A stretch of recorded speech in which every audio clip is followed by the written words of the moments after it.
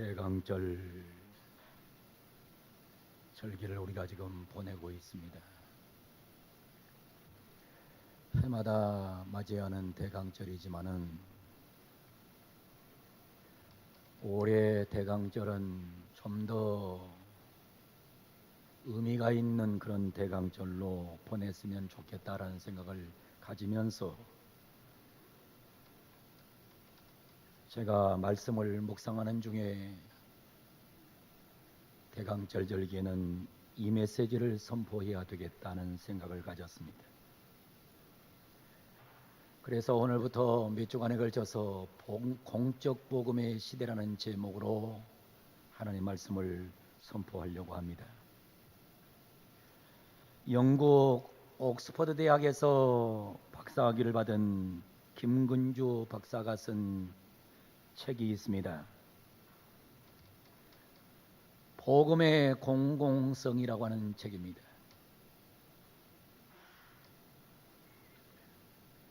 많은 사람들은 이 복음의 공공성이란 말을 사실은 많이 들어보지 못한 용어입니다.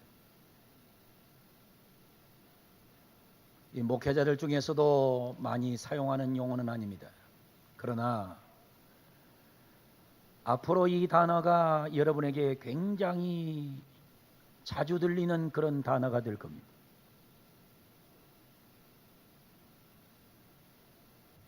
이 책에서 저자는 묻고 있습니다. 복음이란 무엇인가? 복음이란 무엇인가? 여러분, 복음이 뭡니까? 여러분은 교회를 다니고 있고 또 교회에서 직분 맡고 있고 또 교회에서 사명을 감당하고 있는데 여러분, 복음이 무엇입니까? 보통 복음이라 하면 나를 위해 십자가에 달려 돌아가신 예수님, 나를 위해 십자가에 돌아가신 예수님, 나의 죄를 청산하기 위해 십자가에 돌아가신 예수님, 나를 천국에 보내기 위해 십자가에 돌아가신 예수님, 내게 영생 주시기 위해 십자가에 돌아가신 예수님, 이렇게 복음을 정의를 했습니다. 나를 위해. 정말 단골 멘트였습니다. 나를 위해 십자가에 돌아가신 예수님, 이게 복음이라 그랬습니다. 이 말이 맞는 말입니까? 틀린 말입니까? 여러분, 이 말이 맞는 말입니까? 틀린 말입니까? 나를 위해 십자가에 돌아가신 예수님, 이게 복음이다. 틀리지 않는 말입니다. 그러나 100% 맞는 말은 아닙니다. 복음은 나만을 위한 것이 아니기 때문입니다. 너를 위해 십자가에 들어가신 예수님, 이웃을 위해 십자가에 들어가신 예수님, 이 말이 맞는 말입니다. 나를 위할 뿐만 아니라 너도 위하고 이웃을 위해서 십자가에 들어가신 예수님, 이렇게 말을 해야 이 말이 훨씬 더 맞는 말입니다. 이거를 다른 신학적인 용어로 말하면 복음의 공공성이라고 말하는 것입니다. 그동안 우리 교회는 너무나 사적인 복음을 추구해 왔습니다. 나를 위한 복음, 나만을 위한 복음. 그러다 보니까 어떤 현상이 일어나면 항상 뭐든지 내 중심입니다. 내 마음대로 돼야 되고 내 뜻대로 돼야 되고 내 고집대로 돼야 되고, 이게 잘못된 기독교인을 만들어 놔버린 거예요. 사실은 나를 위한 복음이 일 뿐만 아니라 너를 위한 복음, 우리를 위한 복음, 공공적인 복음에 대해 맞는 것인데, 그동안 너무나 기독교를 사적인 기독교로 만들어버리는 이런 폭 좁은 기독교의 운동이 전개됐던 것입니다. 짐 월리스라고 하는 분이 책을 썼습니다. 하나님 편에 서라는 책입니다. 하나님 편에 서라. 사람 편에 서지 말고 하나님 편에 서라는 책을 썼어요. 그런데 이분이 이 책에서 이렇게 말합니다. 복음은 절대로 결단코 사적이지 않다. 예수는 개인의 속죄만 이루신 분이 아니다. 여러분, 복음은 사적인 게 아닙니다. 예수님은 개인의 속죄만 이루시기 위해서 십자가에 죽은 분이 아닙니다. 우리가 요한복음 1장 29절에 보면 이런 말씀을 합니다. 이튿날 요한이 예수께서 자기에게 나오심을 보고 이르시되 보라, 세상 죄를 지고 가는 하나님의 어린 양이로다. 여러분 잘 보세요. 성경을 잘 보세요. 보라, 나의 죄를 지고 가는 하나님의 어린 양이라고 말하지 않았어요. 보라, 세상 죄를 지고 가는 하나님의 어린 양이다. 그런데 이 성경을 너무 사적으로 해석했어요. 우리가 잘 아는 요한복음 3장 16절 말씀도 보세요. 하나님이 세상을 이처럼 사랑하사, 하나님이 세상을 사랑했다 그랬지 하나님이 나를 이처럼 사랑하사 그렇게 말하지 않았습니다. 이거를 전부 사적인 복음화 시켜놓은 겁니다. 그러다 보니까 예수를 믿으면 개인주의가 강하고 독선적이고, 그래서 예수 안 믿는 사람들은 예수 믿는 사람을 보면 별로 좋아하지 않는 그런 현상을 만들어버린 거예요.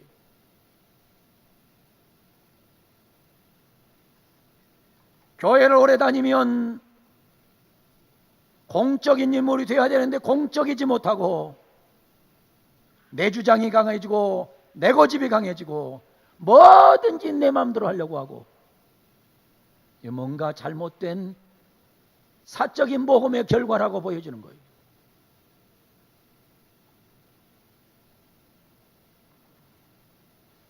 오늘 이 자리에 나온 사랑하는 성도 여러분, 복음은 나를 위한 복음일 뿐만 아니라 너를 위한 복음이요 세상을 위한 복음이라는 사실을 믿으시기를 바랍니다.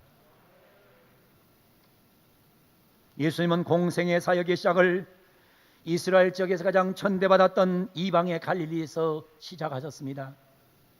마태복음 4장 12절로 17절 보면 이렇게 말합니다.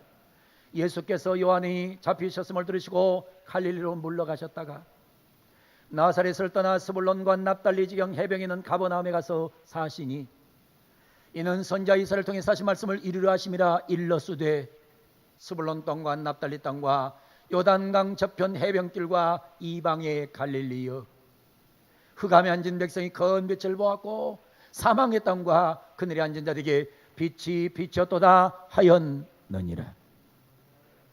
여러분, 예수님은 이방의 갈릴리 가서 제일 먼저 복음을 전하셨어요.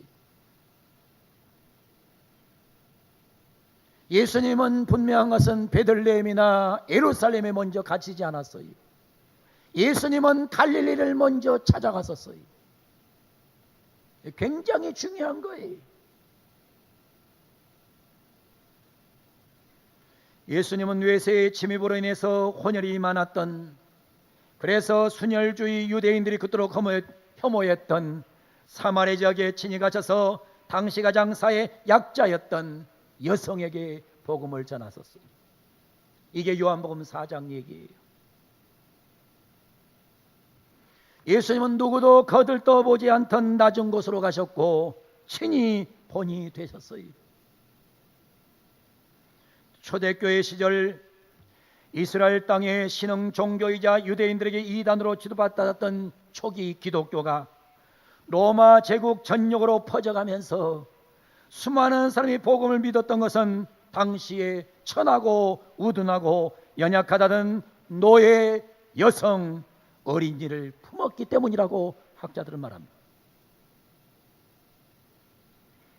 여러분, 전 세계 어느 종교를 다 보세요.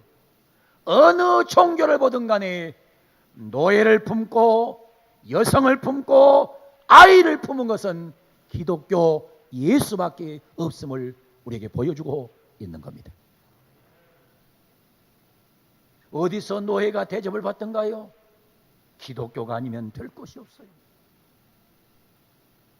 어디서 여성이 예우를 받던가요? 기독교가 들어가졌다는 것은 상상도 못해요. 어디서 아이들이 존경받던가요? 기독교가 들어간 곳에만 가능했어요. 저는 다른 종교를 폄하해서 얘기하는 게 아닙니다. 그만큼 뭐 하셨느냐? 예수님은 노예와 여성과 어린이들의 삶 속에도 놀라운 구세주로서 역사를 감당했음을 성경은 증언하고 있는 겁니다. 저는 요즘 새벽기도 시간에 레위기를 설교하고 있어요. 레위기 19장 말씀을 요즘 제가 나누고 있어요. 대부분의 신학자들은 뭐라고 하냐면 구약은 율법이요 신약은 복음이라고 말합니다. 구약은 율법이다, 신약은 복음이다. 그런데 이 논리는 맞지 않아요. 이 신학은 맞지 않는 신학이에요. 레위기 19장을 보면 공공의 복음을 강력하게 외치고 있는 모습을 보게 돼요. 레위기 19장 13절 보세요. 너는 내 이웃을 억압하지 마라. 이웃을 억압하는 것은 복음이 아니에요. 너는 내 이웃을 착취하지 마라. 이웃을 착취하는 것은 복음이 아니에요. 품꾼의 싹을 아침까지 밤새도록 내게 두지 마라. 품꾼의 싹을 떼먹는 것은 복음이 아니에요. 14절은 이렇게 말해요. 너는 귀먹은 자를 저주하지 말며 장애인이 저주받으면 복음이 아니에요. 맹인 앞에 장애물을 놓지 마라.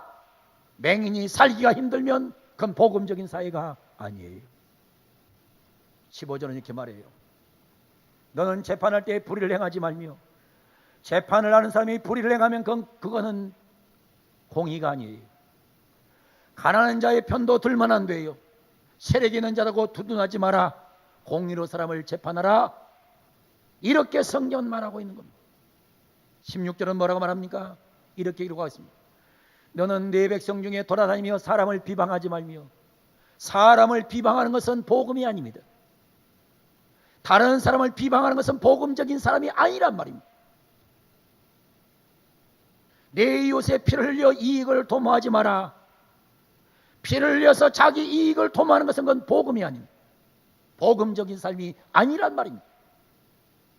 17절은 이렇게 말합니다. 너는 내 형제를 마음으로 미워하지 말며 누군가를 미워하는 사람은 복음적인 삶을 살지 못하고 있는 사람입니다. 내 이웃을 반드시 견책하라. 그러면 내가 그에 대하여 죄를 담당하지 아니하리라. 18절은 이렇게 말합니다. 원수 갚지 말며 원수를 갚는 것은 복음적인 삶이 아니에요. 동포를 원망하는 삶도 절대로 복음적인 인생이 아니에요. 내 이웃 사랑하기를 내 자신같이 하는 사람, 이 사람이 진짜 복음적인 사람이라고 레위기는 말하고 있는 거예요. 사랑하는 성도 여러분, 우리 신앙이 좀 사적이지 않았으면 좋겠습니다. 우리 신앙이 좀 공적인 신앙의 사람이 됐으면 정말로 좋겠다는 생각으로 이 말씀을 증거하는데, 이 말씀 듣고 이 말씀을 듣는 우리 성도들뿐만 아니라 한국교회가 사적인 복음을 뛰어넘어 공적인 복음으로 나가는 이런 축복받은 한국교회가 되기를 소원합니다. 오늘 본문을 보세요. 오늘 보면 이렇게 말합니다. 보라, 형제가 연합하여 동감이 어찌 그리 선하고 아름다운고. 보라, 형제가 연합하여 동거함이 어찌 그리 선하고 아름다운고. 하나님께서 말씀하세요. 어찌 그리 선하고 아름다운 게 있는가? 야, 너무나 선하고 너무나 아름다운 것이 이 땅에 있다. 그게 뭐라 그래요? 그게 뭐라 그래요? 형제가 동거하는 모습이. 모든 사람들이 동거하는 모습이 너무너무 그렇게 아름답다는 거예요. 근데 어떻게 동거하는 것이 아름답대요? 서로 분열되고 다투는 것이 아니라 연합하여 동거하는 것이 어찌 그리 선하고 아름다운고. 사랑하는 우리 성도 여러분, 복음은 나만의 복음이 아닙니다. 복음은 너와 나의 복음이며 우리의 복음입니다. 이것이 바로 공공성의 복음입니다. 우리는 나만 살기를 원하지 않습니다. 너도 살기를 원합니다. 아니, 우리가 함께 잘 살기를 원하는 게 바로 복음입니다. 항상 우리는 이 생각을 잊어버리면 안 돼요. 복음은 나만을 위한 복음이 되면 안 돼요. 너를 위한 복음이 되고 우리를 위한 복음이 돼서 우리가 서로 잘 믿고 우리가 서로 잘 살고 우리가 서로 복받는 이런 복음이 돼야 그 복음이 정말 예수의 복음이 되는 겁니다. 여러분, 교회를 보세요. 우리 교회만 잘 되면 되겠습니까? 여러분, 우리 교회만 잘 되면 된단 말입니까? 그건 복음이 아닙니다.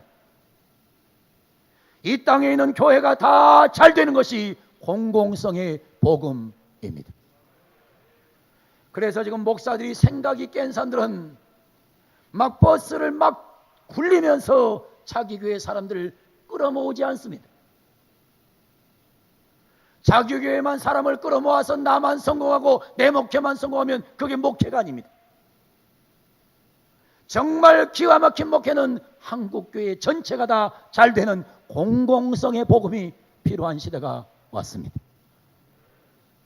사랑하는 우리 성도 여러분, 대강절 절기를 우리는 지금 보내고 있습니다. 이 절기에 우리 모두 복음의 공공성을 인정해야 합니다. 나만의 복음이 아니 되기를 바랍니다. 너를 위한 복음이 되기를 바랍니다. 우리를 위한 복음이 되기를 바랍니다. 우리 모두 이제 사적인 복음을 청산합시다. 사적인 복음만 추구하는 시대를 이제는 정리합시다. 그리고 우리 모두 공공성의 복음을 위하여 달려가는 우리 주하늘교회 성도들이 되기를 바랍니다. 그리고 우리 한국교회가 되기를 바랍니다. 이 운동이 지금 한국교회에 1년, 2년 안에 급속하게 확산될 것입니다. 여러분들은 이 말씀을 잘 기억하고 이제 공공성의 복음이라는 단어를 기억하면서 항상 나만 잘 되고 나만 복받고 나만 축복받으면 된다는 망각을 버리고 우리 모두 너가 잘 살고 우리가 잘 사는, 우리가 함께 잘 믿는 이런 놀라운 공공성의 복음이 지배하는 한국교회, 아니 우리 주하늘교회를 만들어가기를 원합니다. 할렐루야. 이 대강절 절기를 보내면서 우리는 이 분명한 결단을 해야 돼요. 분명한 결단을 하셔야 돼요. 우리 모두 예수님처럼 사마리아 성의 약한 자를 찾아가고, 예수님처럼 노예를 찾아가고, 예수님처럼 여성을 중시하고, 예수님처럼 아이들을 중시하고 상처난 자를 찾아가는 이런 놀라운 복음의 시대를 맞이해야지 나만 잘 믿고 나만 신앙생활하면 잘 되는 이런 시대를 청산하셔야 됩니다. 주신 말씀 잘 듣고 공공성의 복음이 회복되는 아름다운 귀한 교회를 만들어가기를 원합니다. 여기에 대한 더 깊은 메시지는 제가 다음 주일날 선포하겠습니다. 여러분, 다음 주일날 설교를 듣게 되면 이 공공성의 복음이라는 게 이렇게 좋은 거구나, 이게 기가 막힌 곳이나 이걸 깨닫게 될 거예요.